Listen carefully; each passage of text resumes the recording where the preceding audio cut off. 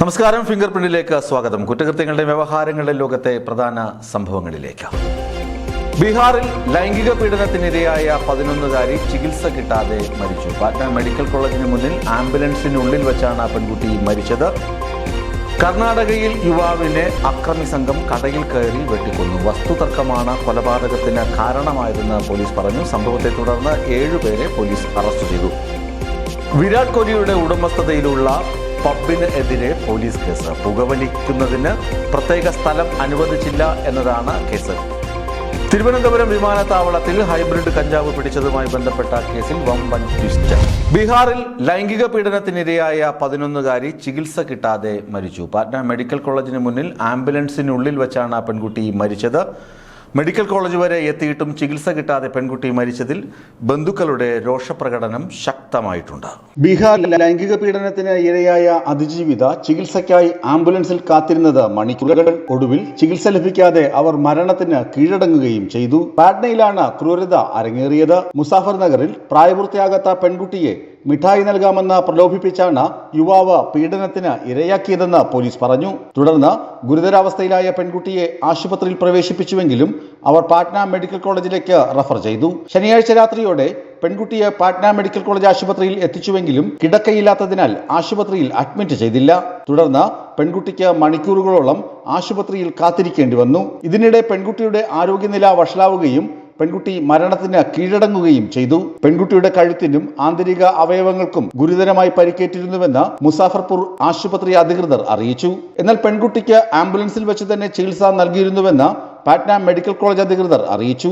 എല്ലാ ഡിപ്പാർട്ട്മെന്റിലെയും ഡോക്ടർമാർ പെൺകുട്ടിയെ ചികിത്സിച്ചു. ചികിത്സാ പിഴവുണ്ടായെന്ന പെൺകുട്ടിയുടെ കുടുംബാംഗങ്ങളുടെ ആരോപണങ്ങളും ആശുപത്രി അധികൃതർ നിഷേധിച്ചു. എന്നാൽ ഇക്കാര്യങ്ങൾ ബന്ധുക്കൾ നിഷേധിച്ചു. പോലീസ് ഇക്കാര്യങ്ങളൊക്കെ സമഗ്രമായി അന്വേഷിക്കുമെന്ന് ബന്ധുക്കളെ ധരിപ്പിച്ചു. ന്യൂസ് ഡെസ്ക് വിസ്മയ ന്യൂസ്. കർണാടകയിൽ യുവാവിനെ അക്രമി സംഘം കടയിൽ കയറി വെട്ടിക്കൊന്നു. വസ്തുതർക്കമാണ് കൊലപാതകത്തിന് കാരണമായതെന്ന് പോലീസ് പറഞ്ഞു. സംഭവത്തെ തുടർന്ന് 7 പേരെ പോലീസ് അറസ്റ്റ് ചെയ്തു.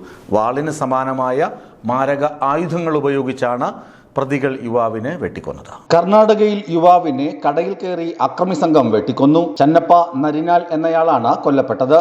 35 വയസ്സായിരുന്നു. വസ്തുതർക്കത്തിന് പിന്നാലെയുണ്ടായ വ്യക്തിവൈരാഗ്യമാണ് കൊലപാതകത്തിന് കാരണമെന്നാണ് പോലീസ് നൽകുന്ന വിവരം. സംഭവത്തിൽ 7 പേരെ അന്വേഷണ സംഘം അറസ്റ്റ് ചെയ്തു. കൊപ്പാൽ ജില്ലയിലെ തവരേഗര നഗരത്തിലായിരുന്നു സംഭവം. കഴിഞ്ഞ രാത്രി 10 മണിയോടെയായിരുന്നു ആക്രമണം. വാളുകൾക്ക് സമാനമായ മാരകായുധങ്ങൾ ഉപയോഗിച്ചാണ് ചന്നപ്പയെ അക്രമി സംഘം കൊലപ്പെടുത്തിയത്. വർഷങ്ങളായി ചന്നപ്പയുമായി ബന്ധപ്പെട്ട വസ്തുതർക്കം നിലവിലുണ്ട്. തുടർന്ന് ചന്നപ്പയെ കൊല്ലുമെന്ന് അക്രമി സംഘം ഭീഷണിയും മുഴക്കിയിരുന്നു. കൊലപാതകം, ഗൂഢാലോചന എന്നീ വകുപ്പുകൾ ചുമത്തിയാണ് പ്രതികൾക്കെതിരെ പോലീസ് കേസെടുത്തത്. സംഭവത്തിന്റെ വീഡിയോ ദൃശ്യങ്ങൾ പുറത്തുവന്നു. ചോരയിൽ കുളിച്ച ചന്നപ്പയുടെ ചുറ്റും വലിയ ആൾക്കൂട്ടം നിൽക്കുന്നതും സമീപത്ത് ഒരു സ്ത്രീ കരഞ്ഞുകൊണ്ട് ഇരിക്കുന്നതും വീഡിയോയിൽ കാണാം. ന്യൂസ് ഡെസ്ക് വിസ്മയ ന്യൂസ്. വിരാട് കോഹ്ലിയുടെ ഉടമസ്ഥതയിലുള്ള പബ്ബിന് എതിരെ പോലീസ് കേസ്. പുകവലിക്കുന്നതിന് പ്രത്യേക സ്ഥലം അനുവദിച്ചില്ല എന്നതാണ് കേസ്. വിരാട് കോഹ്ലിയുടെ പേരിൽ പബ്ബിനെതിരെ നിരവധി കേസുകൾ നേരത്തെയും ഉണ്ടായിട്ടുണ്ടെന്ന് അന്വേഷണ ഉദ്യോഗസ്ഥർ പറഞ്ഞു. ഇന്ത്യൻ ക്രിക്കറ്റ് താരം വിരാട് കോഹ്ലിയുടെ പബ്ബിനെതിരെ പോലീസ് കേസ്. ബംഗളൂരു കസ്തൂർബ റോഡിലെ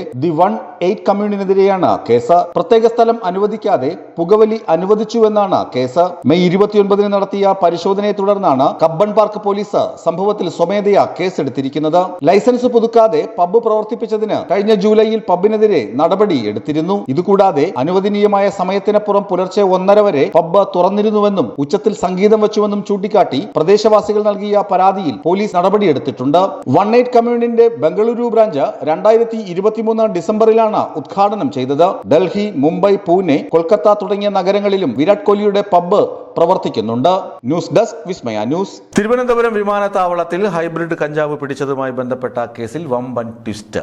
കേസിൽ പിടിയിലായ യുവതിയാണ് യുവാവിനെ തായ്ലാന്റിലേക്ക് കൂട്ടിക്കൊണ്ടുപോയതെന്നാണ് പോലീസിന് ലഭിച്ച വിവരം. കൂടുതൽ വിവരങ്ങൾ ഇനിയും ലഭ്യമാക്കാനുണ്ടെന്ന് പോലീസ് പറഞ്ഞു. അന്വേഷണം തുടരുകയാണെന്നും കസ്റ്റംസും വ്യക്തമാക്കി. തിരുവനന്തപുരം രാജ്യാന്തര വിമാനത്താവളത്തിൽ നിന്നും 10 കോടിയുടെ ഹൈബ്രിഡ് കഞ്ചാവുമായി യുവാവും യുവതിയും പിടിയിലായ സംഭവത്തിൽ വമ്പൻ ട്വിസ്റ്റ്. ഞെട്ടിക്കുന്ന വിവരങ്ങളാണ് പുറത്തുവരുന്നത്. മലപ്പുറം സ്വദേശികളായ ഷഹീദ്, ഷഹാന എന്നിവരാണ് കഴിഞ്ഞ ദിവസം കസ്റ്റംസ് സംഘത്തിന്റെ പിടിയിലായത്. ഇവർക്ക് രാജ്യാന്തര ലഹരി വിപണന ശൃംഖലയുമായി ബന്ധമുണ്ടോ എന്ന കാര്യത്തിൽ കൂടുതൽ അന്വേഷണം നടന്നുവരികയാണെന്ന് കസ്റ്റംസ് അറിയിച്ചു. ബംഗളൂരുവിൽ പഠിക്കുകയാണെന്ന ഷഹീദും ഷഹാനയും ഉദ്യോഗസ്ഥരോട് ആദ്യം ആദ്യം പറഞ്ഞിരുന്നു. ഇവർ ഭക്ഷണപ്പൊതികളിലാണ് 10.06 കിലോഗ്രാം കഞ്ചാവ് ഒളിപ്പിച്ചു കടത്താൻ ശ്രമിച്ചത്. ബാങ്കോക്കിൽ നിന്ന് സിംഗപ്പൂർ വഴിയുള്ള സ്കൂട്ട് എയർലൈൻസിൽ ശനിയാഴ്ച രാത്രി 10:30 പ്രതികൾ തലസ്ഥാനത്ത് എത്തിയത്. ബംഗളൂരുവിലെ പബ്ബിൽ വെച്ചാണ് രണ്ടുപേരും പരിചയപ്പെട്ടതെന്നും കൂട്ടുകാരായതുമെന്നുമാണ് വിവരം. ഷഹാനെയാണ് ഷഹീദിനെ തായ്ലാന്റിൽ കൊണ്ടുപോയതെന്നും അന്വേഷണത്തിൽ വ്യക്തമായി. യുവതി മുമ്പും ഇതുപോലെ യാത്ര ചെയ്തതായും കണ്ടെത്തി. സാധാരണ കഞ്ചാവിനേക്കാൾ 10 ഇരട്ടി വീര്യം കൂടിയതാണ് ഹൈബ്രിഡ് കഞ്ചാവ്. അന്താരാഷ്ട്ര വിപണിയിൽ വൻ വിലയാണ് ഹൈബ്രിഡ് കഞ്ചാവിന് ലഭ്യമാകുന്നത്. ന്യൂസ് ഡെസ്ക് വിസ്മയ ന്യൂസ്. കൂടുതൽ വാർത്തകളും വിശേഷങ്ങളുമായി നാളെ കാണാം. നന്ദി, നമസ്കാരം.